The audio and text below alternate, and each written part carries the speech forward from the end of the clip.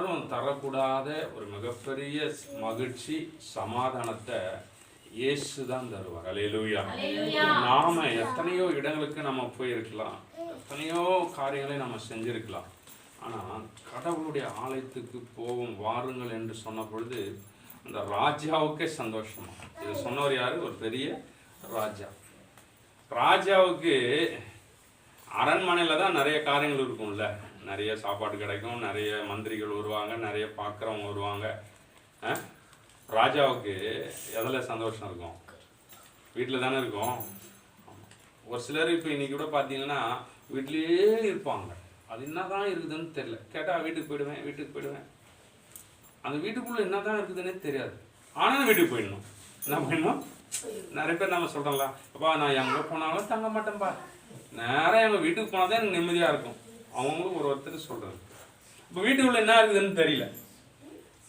ஆனால் வீட்டில் எது இருக்குதோ இல்லையோ அது ரெண்டாவது. ஆனால் ஒரு சிலருக்கு என்ன பண்ணுவோம், வீட்டில் இருந்தால் தான். ஆனால் இவ்வளோ பெரிய ராஜா, அவர் அரண்மனை பெருசு, வேலையாட்கள், அவர் நினச்சா அவர் சொல்கிறத கொண்டு வந்து கொடுப்பதற்கு ஆட்கள் நிறைய பேர் இருந்தாங்க. ஆனாலும் அவர் சொல்கிற ஒரு காரியம், கடவுளுடைய ஆலயத்தில் தான் எனக்கு சமாதான சந்தோஷம். அல்லேலூயா. அவ்வளோ மகிழ்ச்சி. ஏசப்பா அவ்வளோ மகிழ்ச்சியை தரக்கூடியவர். அல்லேலூயா. இன்னைக்கு எங்களுக்கு எவ்வளோ காரியங்கள் இருந்தாலும், இப்போ இந்த இடம் நாங்கள் ஆலயமாக நினைக்கிறோம், சர்ச்சா. அப்போது இதில் வந்து போனால் தான் எங்கள் வாழ்க்கை இந்த வாரம் முழுவதும் ஒரு பெரிய சமாதானமாக சந்தோஷத்துக்குள்ளே இருக்குது. சந்தோஷத்துக்குள்ளே எங்கள் வாழ்க்கை இருக்குது. அது காரணம் நாங்கள் வச்சிருக்கிற ஒரு சில காரியங்களால் இல்லை. ஏசப்பா தான் அந்த சமாதானத்தை, சந்தோஷத்தை, மகிழ்ச்சியை தர.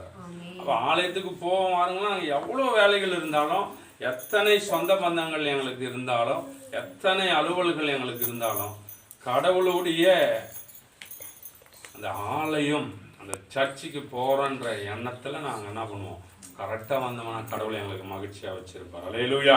எங்களுக்கும் மட்டும் இல்லை, இந்த ராஜாவுக்கும் மட்டும் இல்லை, உங்களுக்கும் இந்த கடவுள் நிச்சயமான ஒரு மகிழ்ச்சியை தருவார். அல்லேலூயா. கடவுள் ஒரு மிகப்பெரிய அதிசயமான காரியங்களை செய்வார். கடவுளுடைய ஆலயத்தில் தான் சமாதானம் இருக்குது. எங்கே இருக்குது? வீட்டில் நம்ம விதவிதமாக பொருள் செஞ்சு விதவிதமான ஒரு காரியங்களை சாப்பிட்றதுனால, இல்லை விதவிதமாய் பேசுறதுனால ஒன்றும் வராது. ஆனால் இயேசுவா இருக்கிற இந்த ஸ்தலத்தில் தான் ஆண்டவருடைய நிம்மதியும் சமாதானமும் உண்டு. அல்லேலூயா.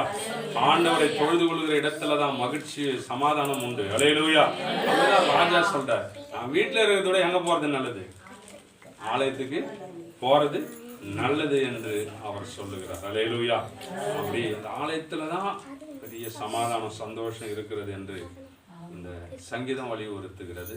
ஆகவே இந்த சங்கீதத்தின்படி கடவுள் நமக்கு ஒரு பெரிய சமாதானத்தை கொடுக்க முடிய சோத்திரம் பண்ணும். அநேக வீடுகளில் பார்த்தீங்கன்னா குடியிருப்பு பிரச்சனை. ஸோ இது ஸ்லம் ஏரியாவும் இல்லை, இது கிராம பகுதி தான். ஆனால் ஸ்லம் ஏரியாவில் நடக்கிற எல்லா காரியமும் இந்த பகுதியில் நடக்குது. ஸோ ஸ்லம்மை தான் ஸ்லம் அப்படின்னு சொல்லுவாங்க. ஸோ அது வேறு மாதிரி ஒரு அர்த்தம். ஆனாலும் அது சென்னையில் இருக்கிற ஒட்டி உள்ள பகுதிகளில் தான் அப்படி சொல்லுவாங்க. அத்தனை காரியங்களும் இங்கே தான் நடக்குது. இந்த மாதிரி நிறைய காரியங்கள் இந்த பகுதியில் இருக்கிற எல்லா ஆண்களையும் கடவுள் சந்திச்சு அவங்களுக்கு ஒரு நல்ல எதிர்காலங்களை கடவுள் அமைத்து தன்னுடைய சொத்திரம் எல்லா வீட்டிலையும் பார்ப்பதற்கு வீடு மாதிரி நிறைய வீடு. இப்போ ஒன்று சொல்லுவாங்கல்ல, நான் சொல்லுவாங்க ஒவ்வொன்றுக்கும் கோல்டுன்னு இருந்தால் அது ஒரு மார்க் இல்லை, ஒரிஜினல் இருந்தால் ஒன்று டூப்ளிகேட் பண்ண இருக்குது. அது போல எல்லார் வீட்டிலையும் இந்த சொல்லுவாங்க சமாதானம் இருக்குதுன்னு சொல்லுவாங்க. ஆனால் சமாதானம்லாம் இல்லை. நாம நல்ல சந்தோஷமா இருக்கிறேன்னு சொல்லிப்பாங்க, ஆனால் வீட்டுக்குள்ள உண்மையான சந்தோஷம் இல்லை. அதுக்கெல்லாம் காரணம் வந்து இந்த ஏரியா தான். இந்த ஏரியாவை சூழ்ந்து இருக்கிற ஒரு பெரிய அந்தகாரம் உண்டு. இவங்க கண்ணுக்கு தெரியல. அந்த லோகத்தில் இருக்கிற பெரிய வல்லமை வானமண்டல சேனை இருக்குது. அதெல்லாம் தான் மனுஷனை கெடுக்குது. அதெல்லாம் இந்த பகுதியை விட்டு இயேசு நாமத்தில் அகன்று போக முடியாத சொத்திரம்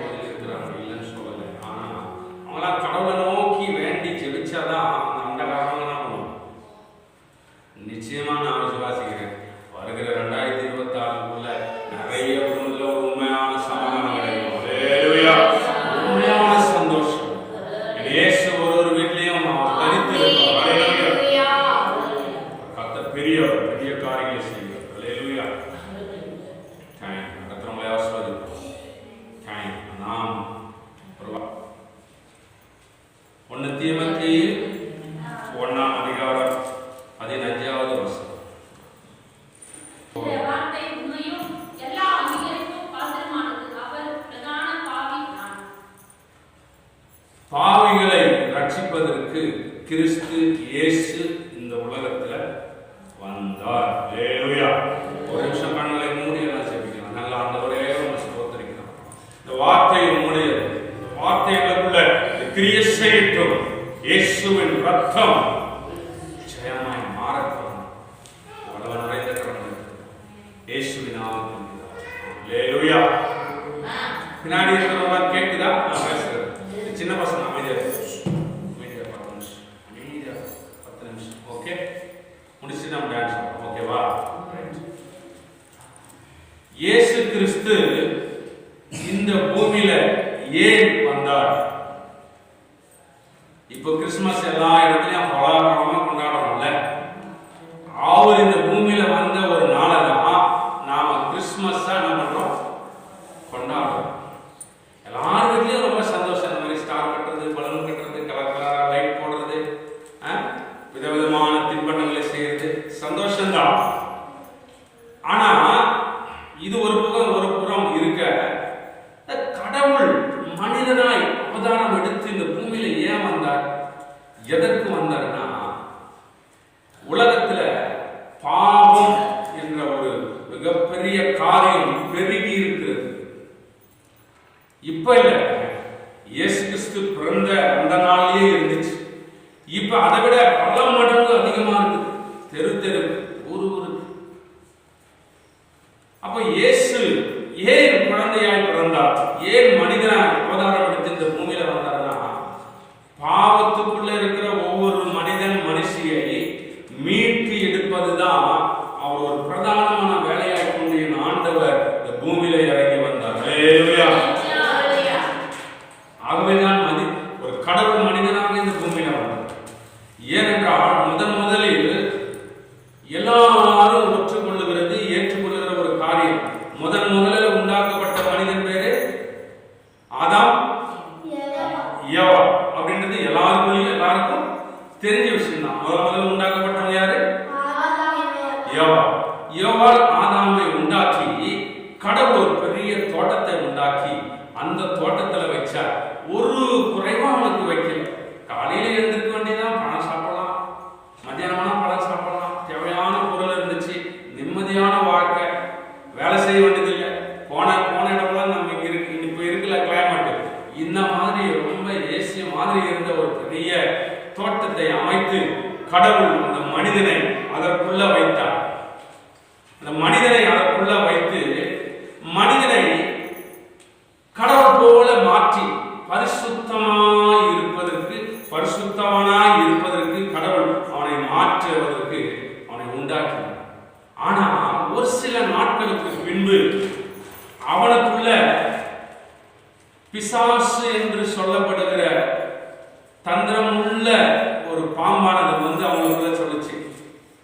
ஆண்டவர் நிறைய கனிகளை படைத்து வைத்திருந்தார். அந்த தோட்டத்தின் நடுவுல ஜீவ விருட்சத்தின் கனியை ஒன்று இருந்தது. இதை நீங்க புசிக்காதீங்க, ஏற்ற நாள் உங்களுக்கு தருவேன் அப்படின்னு சொன்னார். ஆனா பிசாசு வந்து நூதனமா திட்டம் போட்டு இந்த பழத்தை நீங்க சாப்பிட்டீங்கன்னா நீங்க ரொம்ப தேவர்கள் போல மாறிடுவீங்க அப்படின்னு சொல்லி அவங்கள என்ன பண்ணுச்சு? ஏமாத்துச்சு. இதை சாப்பிட்டா நீங்க அப்படியே ஆயிடுவீங்க, இதை சாப்பிட்டா நீங்க கடவுள் போல மாறிடுவீங்கன்னு சொன்னபோது அவர்களும் என்ன பண்ணாங்க? அந்த தேவன் சாப்பிடக்கூடாது என்று சொன்ன அந்த பழத்தை சாப்பிட்டதுனால அவங்களுக்குள்ள பாவம் முதல்ல வந்தது. ஹல்லேலூயா. முதல்ல பாவம் ஆதாம் ஏவாள் செய்த மீறுதல் நிமித்தம் இந்த பூமியில என்ன பண்ணுச்சு? பாவங்கள் வந்தது. அந்த பாவத்தை அவன் மறைப்பதற்காக இன்னொரு பொய்யை சொல்றான். நாங்கள் நிர்வாணியா இருக்கிறோம், ஒளிந்து கொண்டோம் என்று சொல்லுகிறான். ஆனா இப்படியாப்பட்ட காரியத்துல தான் உலகத்துல என்ன பண்ணுச்சு? மனிதனுக்குள்ள பாவம் வந்துச்சு. கீழ்ப்படியாம எங்க இருக்குதோ அங்க பாவம் வரும். இன்னைக்கு கூட பாவம் செய்யற ஒரு மனிதனை நீ கேளுங்க, முதல்ல யாரோ ஸ்ட்ரைட்டா பிறந்த குழந்தையாரு சொல்ல பிடிக்கிறான், அவன் நண்பன் கத்து கொடுத்துருப்பான். இல்ல அவன் சொந்த மதத்தில் யாராவது டேய் நல்லா இருக்குண்டா, இதை கொஞ்சம் குடிடா, ஆனா கொஞ்சம் தானே வெத்தலை பாக்கு, கொஞ்சம் போட்டு பாரு, அட கொஞ்சம் தானேப்பா டிவி சினிமா கொஞ்சம் பார்க்கலாமா. இந்த பசங்க, இந்த வாலிபான பசங்களாம் இன்னொரு வாலிபான பொண்ணோ இல்லை வாலிபான பையனை தான் கெடுக்கும். கொஞ்சம் வந்துரு, எங்க போலாம், கொஞ்சம் டிவி பார்க்கலாம். அந்த ஒரு பொய் 2 பொய் ஆகும், 2 பொய் 3 பொய் ஆகும். சரி, வழக்கமா சொன்ன பொய்யே இன்னும் அதிகமாய் பொய் பேசுவாங்க. அந்த மாதிரி ஒவ்வொரு மனிதனுக்குள்ளேயும் பாவத்தை உண்டாக்குறவன் பிசாசு. அப்ப பாவத்தை உண்டாக்குறவன் பிசாசா இருக்கிறபடினால்தான் அவனை அழிப்பதற்காக இயேசு இந்த உலகத்துல வந்தார். ஹல்லேலூயா. இந்த பாவம் 2 வகையாக இருக்குது. ரெண்டு வகையான பாவம் எல்லாருக்குள்ளேயும். ஒரு வகையான பாவம் என்னன்னா, நம்ம இந்த பாரம்பரியமா வருகிறது. அது பாரம்பரியமா வருகிறது. பாரம்பரியமா வருதுன்னா, தாத்தா வந்து யாருக்கு வரும்? அப்பாவுக்கு வரும். அப்பாவுல வந்து பேரனுக்கு வரும். இன்னைக்கு நம்ம எல்லாம் சொல்றோம்ல, அவங்க தாத்தா மாதிரியே கோவப்படுறாங்க, அவங்க அப்பா மாதிரியே இவனுக்கும் கோவம் வந்துருக்கு. என்ன சொல்றாங்க? அப்படி என்ன சொல்றீங்க? ஆமா, யாராவது சொல்றா அவங்க பாட்டி மாதிரியே கோவப்படுறாயோ, அவங்க பாட்டி பச்சரிச்சு வாயை கொடுத்து என்ன பண்ண முடியாது, சமாளிக்க முடியாது, இவ்வளவு அந்த மாதிரி தான் இருக்கிறான்னு சொல்றாங்கல்ல. அப்போ இதெல்லாம் தான் என்ன பாவம்னா ஜென்ம பாவம். சொல்லுங்க, ஜென்ம பாவம். என்ன பாவம்? ஜென்ம பாவம். வம்ச வழியா வருது. என்னது? வம்ச வழியா. தாத்தா, அம்மா, பாட்டி. இப்போ இங்க இருக்கிறவங்க முப்பாட்டத்தை பார்த்தோம்னா கை தூக்கணும் பார்க்கலாம். முப்பாட்டை உங்க பாட்டை பாட்டி பார்த்துருப்பீங்க. அந்த பாட்டுக்கு தாத்தாவை பார்க்கல. ஆனா அவங்களுக்குள்ள இருந்த ஒரு கோபம், பொய், திருட்டு, பித்தலாட்டம், இதெல்லாம் இருந்து வருது. ஜென்ம பாரம்பரியமா வருது. பாரம்பரியம். அப்பா கோவானா அந்த பிள்ளையும் கோவானா. ஒருவேளை அப்பா திருடா அந்த பிள்ளைய என்ன பண்ணும்? திருடா. ஒருவேளை அம்மா கோவக்காரியா அந்த பொண்ணு என்ன பண்ணும்? கோவக்காரியா. இதுதான் பாவம், ஜென்ம பாவம். சரி, அடுத்த வகையான இருக்கிற பாவம் கர்ம பாவம். சொல்லுங்க. இந்த கர்ம பாவம்ன்றது 15 வயசுக்கு மேல, அப்போ 15 வயசுக்கு மேல நன்மை தீமையெல்லாம் கரெக்டா தெரிந்து நாம செய்யக்கூடிய பாவத்தின் பேர் தான் பாவம், கர்ம பாவம். கர்ம பாவம்ன்றது பீடி, சிகரெட்டு, விபச்சாரம், வேசித்தனம், இதெல்லாம் எப்போ நாமளா செய்யறது, நம்மளே தேடி செய்யறது. இந்த 2 பாவங்கள் தான் மனிதனத்தை அழிக்கிறது. ஹல்லேலூயா. இந்த பாவத்தை அழிப்பதற்கு இயேசு இந்த உலகத்தில் வந்தார். ஹல்லேலூயா. பாவம் செய்கிற மனிதனை மீட்டெடுப்பதற்காக இயேசு வந்தார். ஹல்லேலூயா. ஏன் பாவத்தை மீட்டெடுக்க வந்தார்னா, பாவம் செய்யாமல் இருப்பதற்கு மனிதனுக்கு பலன்.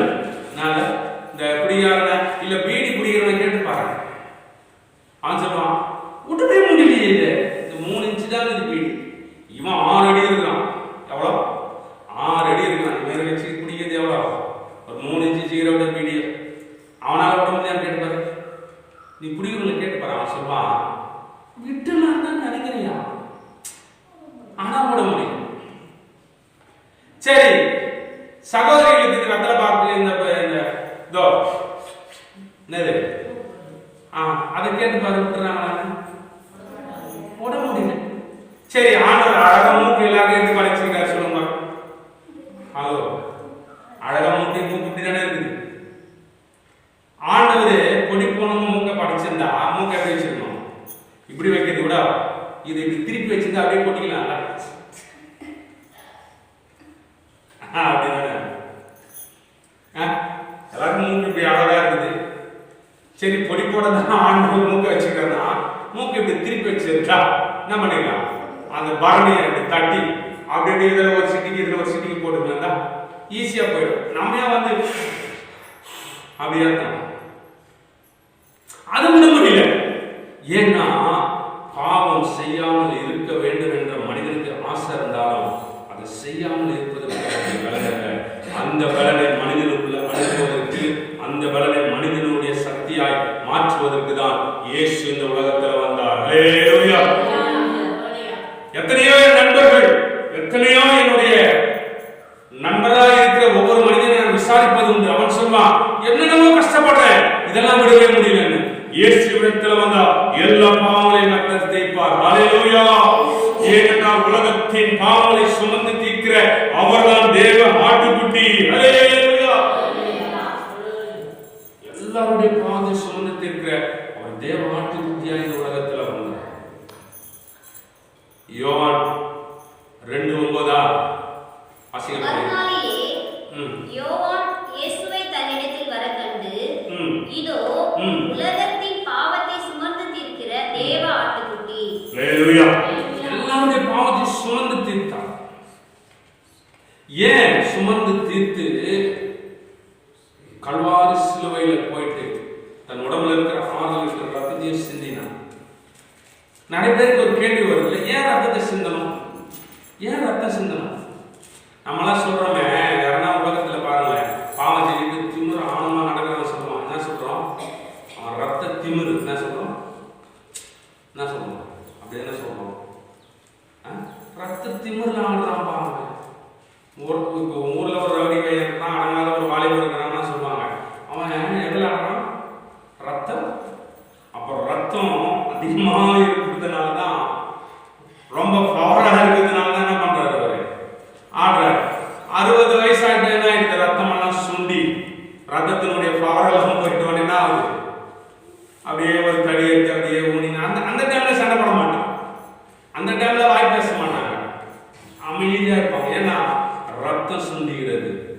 ஆகவேதான் இயேசு ஒவ்வொரு மனிதனுடைய பாவத்துக்காக ரத்தத்தை சிந்தினார். ஏனென்றால் ரத்தத்தில் தான் உயிர் இருக்குது. ரத்தத்துல தான் இருக்குது.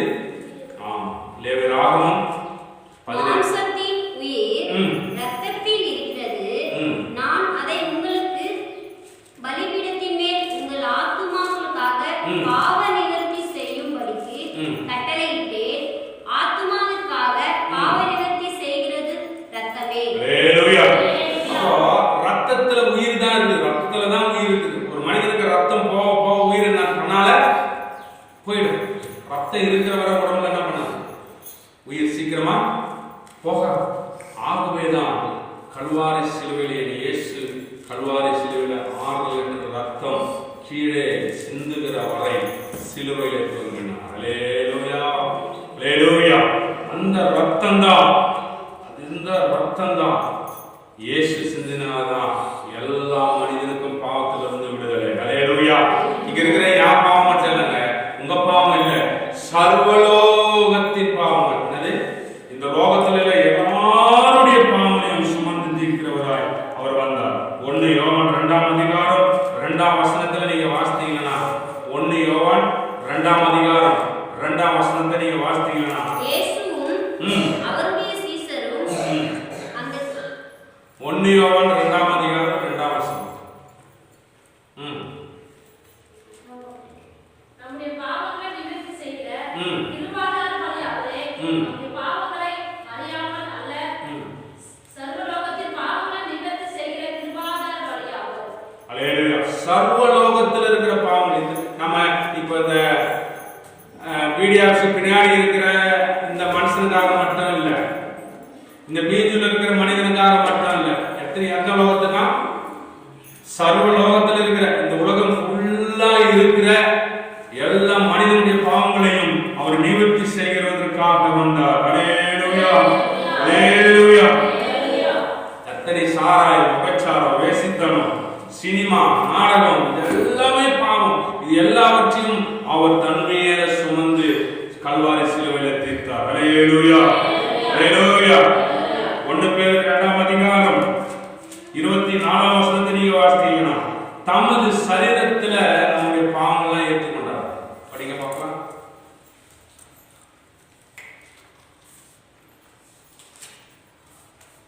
தமது சரீரத்துல நம்முடைய பாவங்களை ஏற்றுக்கொண்டார். படிங்க பார்க்கலாம். 1 பேதுரு 2:24.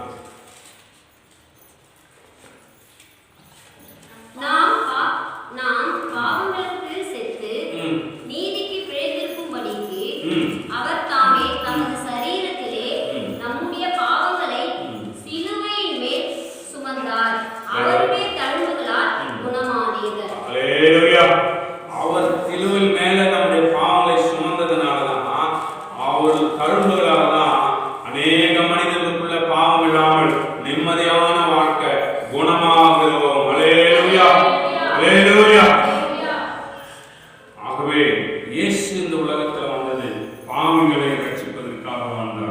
ஹalleluya ஹalleluya thank you lord எபிரேயர் 9:22 படிச்சீங்கன்னா ஏன் இயேசுப்பா ரத்தம் சிந்தினார்னா ரத்தம் சிந்துதல் இல்லாமல் கொஞ்சம் குறை எல்லாம் ரத்தத்தினாலே சுத்திகரிக்கப்படும் ரத்த சிந்துதலில் இல்லாமல் மன்னிப்பு உண்டாகாது ரத்தம் சிந்தலன்னா மன்னிப்பு என்ன பண்ணாது உண்டாகாது ரத்தம் சிந்தலன்னா மன்னிப்பு உண்டாகாது ஆகவே கடவுள் அவர் ரத்தத்தை சிந்தினார்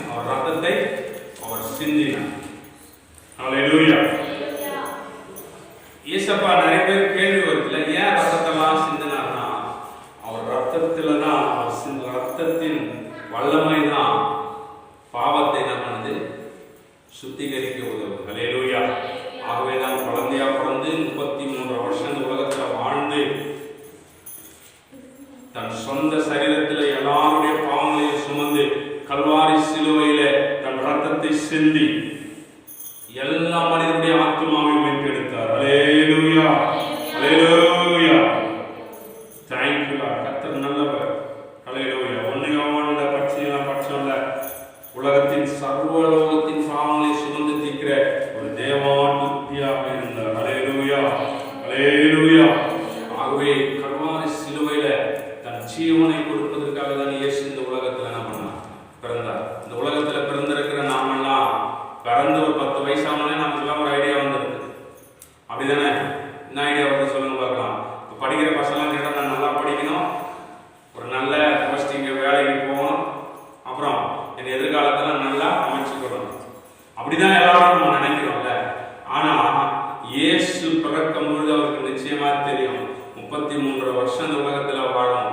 மறுபடியும் அநேகருடைய பாவங்களுக்காக நம்ம என்ன செய்ய வேண்டியது ரத்தத்தை சிந்தி மறிக்க வேண்டும் என்பதற்காக எல்லாம் தெரிந்துதான் மனிதன் மேல இருக்கிற ஒரு அன்பு நிறைந்தவராய் இந்த பூமியில இறங்கி வந்தார் ஹalleluya ஹalleluya மனிதன் நிறைய பேர் இந்த உலகத்துல பிறந்தவங்க எல்லாம் கூட நம்மளா சொல்லலாம் உலகத்தில் சுதந்திரம் வாங்கி தந்த காந்தி விடுதலைக்காக பாடுபட்டவர் நேதாஜி சுபாஷ் சந்திர போஸ் இப்படி எல்லாம் சொல்றோம்ல அவர் நம்முடைய அடிமைத்தனத்திலிருந்து விடுதலை கொடுத்தாங்க பாவத்திலிருந்து விடுதலை தர ஒரு மனிதனும் பிறக்கவில்லை ஹalleluya இயேசு கிறிஸ்துவின் ரத்தம் தான் சகல பாவங்களை நீக்கி சுத்திகரிக்கும் ஹalleluya 1 யோவான் 1ஆம் அதிகாரம் 7ஆம் வசனம் உலகத்திலே வந்து அவர் ஒளியாயிருப்பது போல நாமும் அவர் ஒளியிலே நடந்தால் ஒருவருக்கொருவர் ஐக்கியப்பட்டிருப்போம் அவருடைய குமாரனாகிய இயேசு கிறிஸ்துவின் ரத்தம் சகல பாவங்களை நம்மை சுத்திகரிக்கும் ஹalleluya அவருடைய ரத்தம் தான் நம்மை சுத்திகரிக்கும் இங்க வந்திருக்கிற 15 வயசு ஆயிடுச்சா வாலிப பசங்களே நீங்க செய்யறது எல்லாமே என்ன பாவம் கர்ம பாவம்னா உங்களையே சேரும் உங்களையே 15 வயசுக்கு அப்புறம் செய்யற பாவம்லாம் நீங்க செய்யறது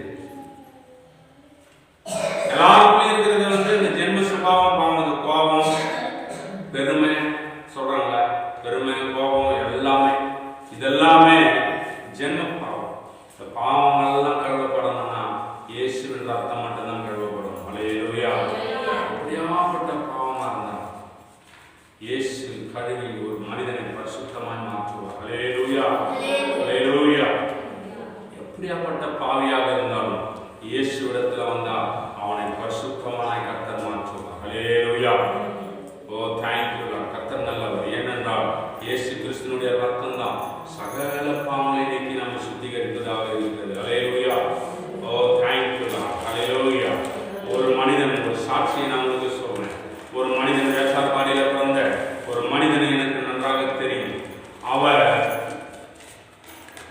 கஞ்சா சிகரெட் சாராயம் குடிப்பார் குடிச்சிட்டு கானா பாட்டெல்லாம் பாடுவார் யார் செத்து போனாலும் அங்க போய் என்ன பண்ணுவார் குடிச்சிட்டு கானா பாட்டு பாடுவார் தன் மனைவியை எவ்வளவோ கண்டிச்சோம் ஒரு நாள் கூட அவர் திருந்தார் கேட்ட மனைவி இழுத்து போட்டு அடிப்பார் அந்த மனைவி தினந்தோறும் அவர் இடத்துல சண்டை போட்டு கொண்டே இருக்கும் ஐயோ இவரை எப்படியாகிலும் இவரை மனம் திரும்புங்கன்னு சொல்லி ஐயோ இந்த குடிய விடுங்க நிஜா விடுங்க ஒரு நாளும் திருந்தவர் அல்ல. வேசாரப்படியில எங்க சாவு வீட்டு வந்தாலும் யார் இருப்பாரு? அந்த லாரன்ஸ் என்று சொல்லக்கூடிய வேசாரப்படி லாரன்ஸ் இருப்பார். கஞ்சா குடி எப்பொழுதும் இருந்தார்.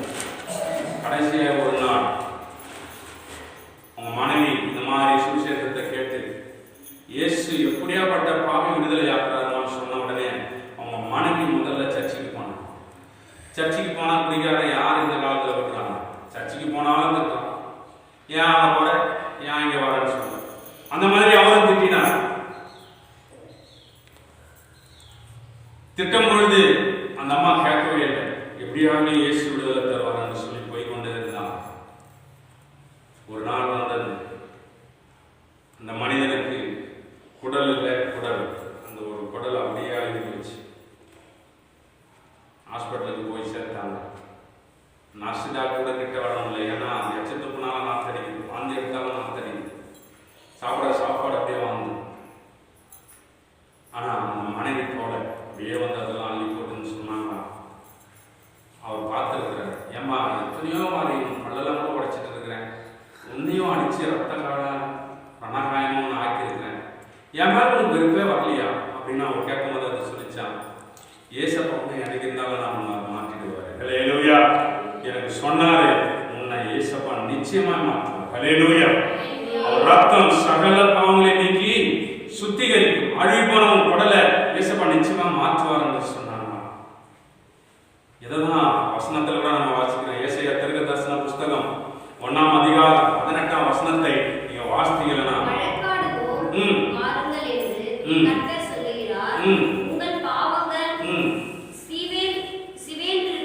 சீரென்று இருந்தாலும் உறைந்த மழையை போல வெண்மையாகும்.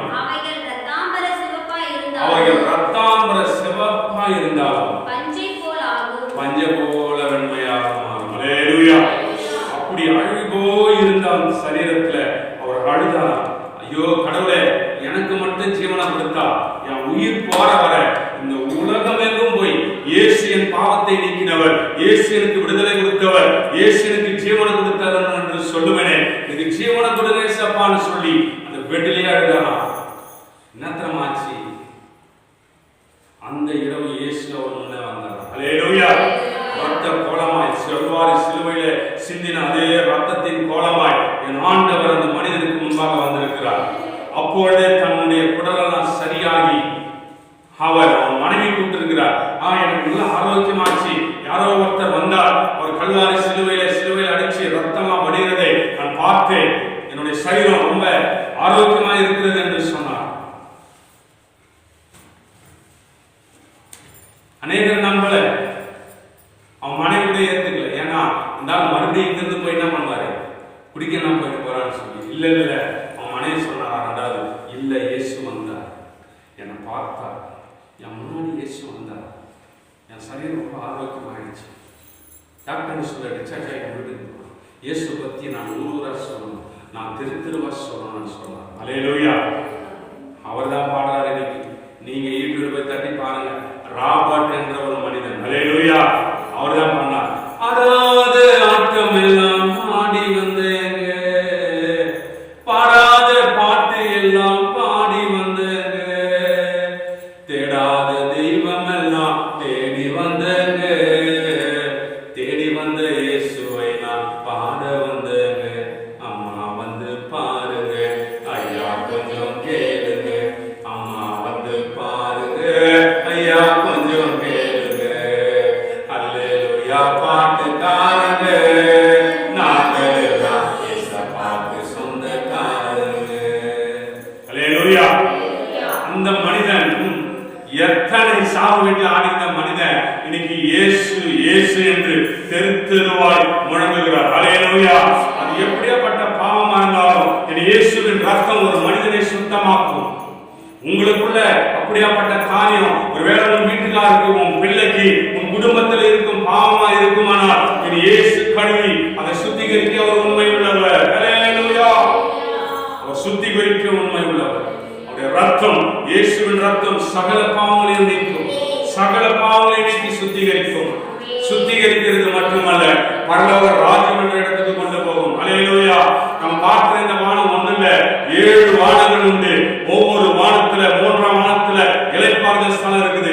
அதுக்கு மேலே ஆண்டவர் வாழ்கிறார். பரலோக ராஜ்யம் உள்ளது. அல்லேலூயா. நாம் உட்கார்ந்திருக்கிற இதே இடத்துக்கு கீழே 9 கிலோமீட்டர் ஆழத்துல ஒரு பெரிய எரி நாடகம் என்ற ஒரு இடம் இருக்கிறது. அந்த இடத்துக்கு ஆத்துமா ஆவசேர ஆத்துமா அங்க போகும். ஆகவேதான் இயேசு அந்த அழிவிலிருந்து மீட்டெடுப்பதற்கு தான் இயேசு குழந்தையாய் இந்த உலகத்துல வந்தார். சந்தோஷம் சமாதானம் கொடுக்க வந்தார் நிறைய பேர் நினைக்கிறோம். ஒருவேளை அது அப்படி இருந்தாலும் அதற்காக மட்டும் வரல. பாவத்திலிருந்து மனிதன் மீட்டெடுத்து பரலோக ராஜ்யம் கொண்டு போக இயேசு இந்த உலகத்துல குழந்தையாய் அவதாரம் எடுத்து வந்தார். இன்றைக்கு அநேக கிறிஸ்தவர்கள் ரொம்ப கொண்டாட்டமாய் கொண்டாடுகிறோம்ல. இது ஏன் தெரியுமா? நமக்குள்ள பாவம் இல்லாதபடிக்கு கடவுள் இறங்கி வந்த ஒரு நாள்தான் இன்னைக்கு உலகம் பூரா கிறிஸ்துமஸ் கொண்டாடுறோம். ஹல்லேலூயா. அந்த இயேசு பாவங்களை நீக்குவதற்காக வந்தார். உங்களுக்குள்ள பாவம் இருக்குமானால் இயேசு உங்களிடத்தில் வர முடியாது, உங்க வீட்டுக்குள்ள வர முடியாது. பாவம் செய்கிற ஆத்மா சாகும். பாவத்தின் சம்பளம் மரணம்.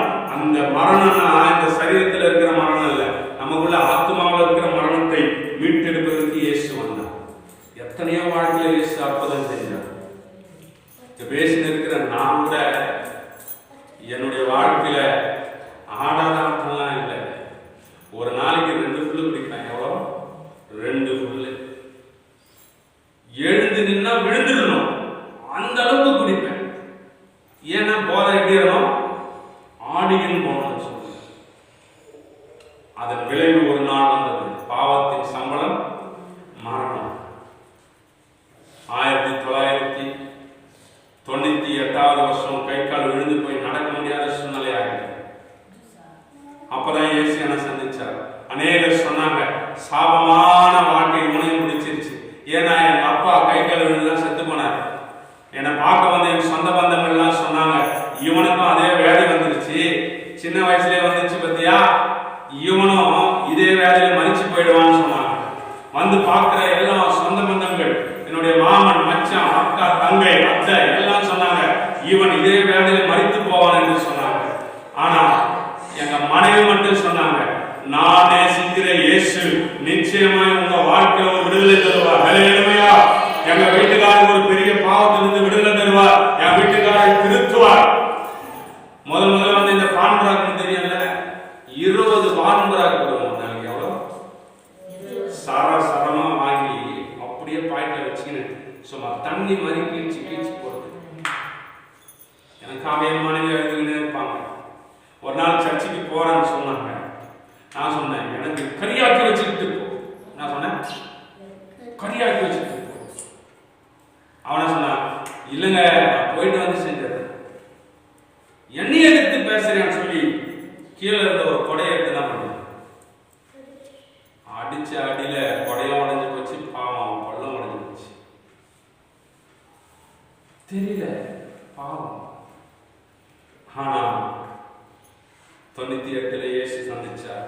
கேட்டார், என்னைக்கு மறிச்சா நீ எங்க போ? இந்த பாவத்தோட பரலோகம் போக முடியாது. ஒரு வேலை மனிதனுக்குள்ள பாவம் இருக்கும்னா பரலோகம் போக முடியாது.